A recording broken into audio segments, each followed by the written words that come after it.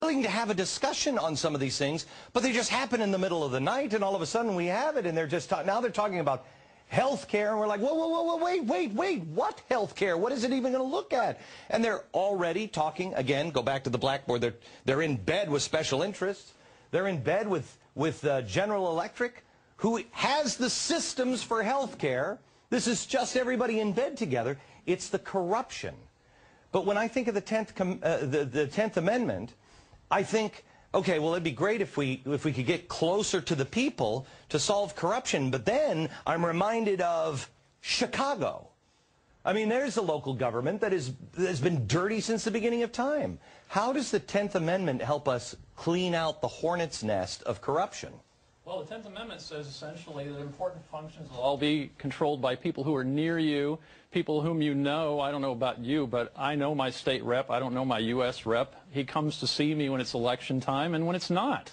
And I think this is true of most people. And besides that, you can see what the effects are of policies that are adopted in your state legislature. While when they pass a bill in Washington, I have no idea what effect that has in Alaska. The spending goes on without any input from me.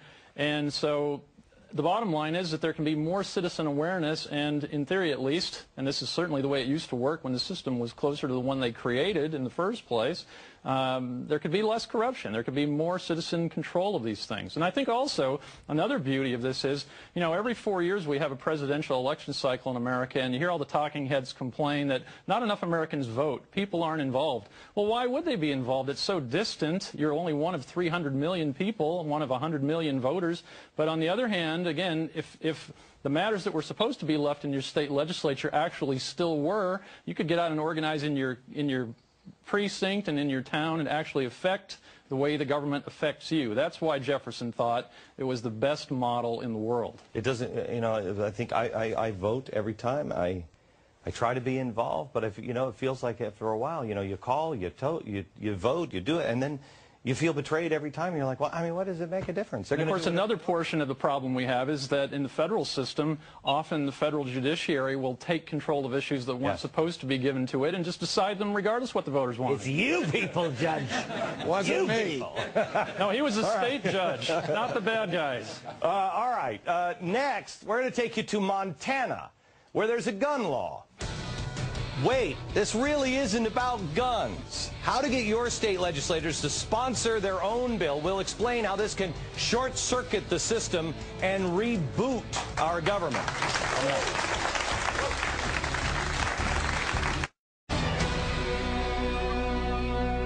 I'm Patty Ann Brown. The Guantanamo Bay detainee at the center of a Supreme Court battle over the legal rights of detainees was reportedly released today from the lockup in Cuba. The Algerian was arrested in 2001 in Bosnia for a bomb plot against the U.S. embassy there. The head of the CIA is defending his agency against charges from House Speaker Nancy Pelosi that she was misled in 2002 about the use of waterboarding. But Leon Panetta says it is ultimately up to Congress to decide where the truth lies. And today, General Motors told about 1,100 of its dealers that their franchises will be eliminated by late next year. The troubled automaker faces a June 1st government deadline to restructure or file for bankruptcy. Glenn Beck is back in a moment, but first, special report host Brett Baer. Save me, Brett, please. He's throwing M&Ms. Coming up, the president issues another reversal, this time on military tribunals for terror suspects. Join me at 6 for special report. Be the best that you can be. We don't want our government to do anything for us. We want everything we can do for the United States of America. That was 1 month ago today, believe it or not, when we were at the Alamo. We're back with our special, The Civilist of Wars, which I'm pretty sure isn't a word, and I'm pretty sure that Stephen Colbert will point that out. It's part of the 9/12 project. How are you going to take your country back? First, I have to say, Patty Ann, you were, I mean, a round of applause. I was throwing peanut M&Ms at her, and she didn't. I said in the commercial break, I said, let's see how professional she is. I didn't think he was really going to throw the M&Ms. He said he was going to. Well, I keep my word. Okay, let me go to Gary I'm sorry, Gary. How do you say your last name? Marbit. Marbit. And Joel Bonnick. I'm sorry, I don't have my glasses. Joel and Gary are from Montana. You can tell because you don't see a lot of these on the streets of New York. Gary, this was actually your idea, this gun law. You started it. Tell me the theory behind it. Well, the theory is to challenge the Commerce Clause power of Congress with the 10th Amendment spin. What the bill says, is now the law in Montana, is that any firearms, ammunition, and firearms accessories made and retained in Montana are simply not subject to any federal jurisdiction under the power of Congress to regulate commerce among the states. Okay.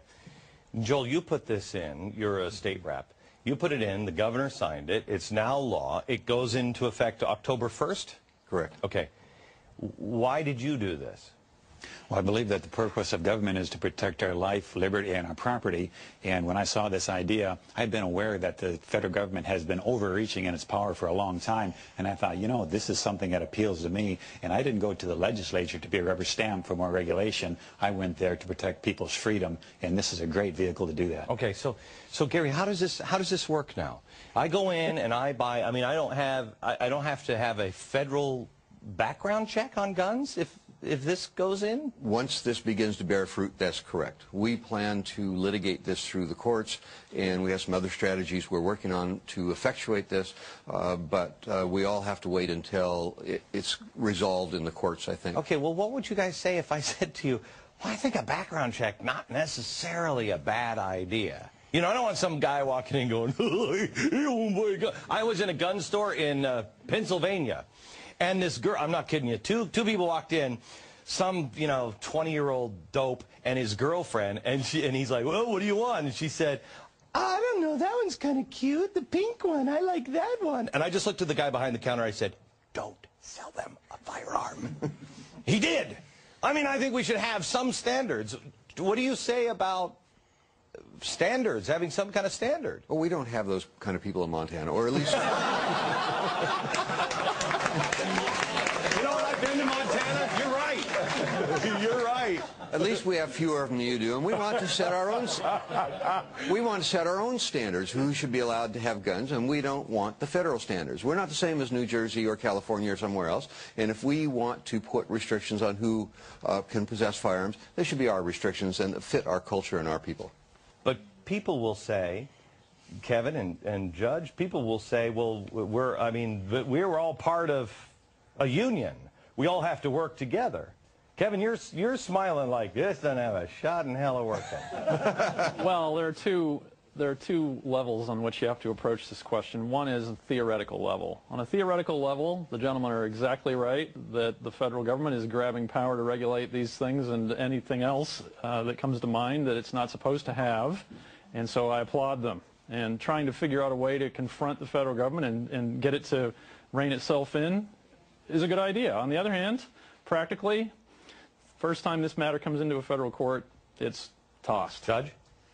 Well, I think the more states that do it, the more pressure there will be on the Congress to realize that the states are serious about preventing the Congress from taking power away from it. For example, if this were extended in another step further, like the state of Montana forbids all police, local, regional, and state, from enforcing federal laws in Montana. The federal government simply lacks the resources and the money to enforce all of its laws without the states helping them. So the more piling on there is, the more judges will realize something's going on here. Leah, let me go to you, because you're a representative in the state of Texas. With Texas, you guys get it. And no offense, Montana, but Texas is going to come up and kick your butts. You guys are also, have you taken Gary's amendment? Is that what you're trying to do, or what are you doing in Texas? We've already filed his bill in Texas, but he'll have the court case in Montana. But Glenn, I'm a 9 to 12er, served 22 years in the military because I love this country just like you do. And we see that we fought against fascism, communism. We watched socialist countries throughout the world just languish while we prospered based on free enterprise and individual freedom. We see this president and administration taking us not to the far left, but beyond that to socialism. We don't want to go there. So Representative Brandon Creighton and I filed 2 bills in Texas. The bills don't really need to pass because 30 other states did essentially the same thing. But what these bills do is reassert our sovereignty under the 9th and 10th Amendments. And we tell the federal government that if they mandate anything on us which is not fully authorized by the U.S. Constitution, we're going to challenge it and not do it. That's the only thing that we can possibly do right now. We don't want to become a socialist state. We want to challenge the federal government and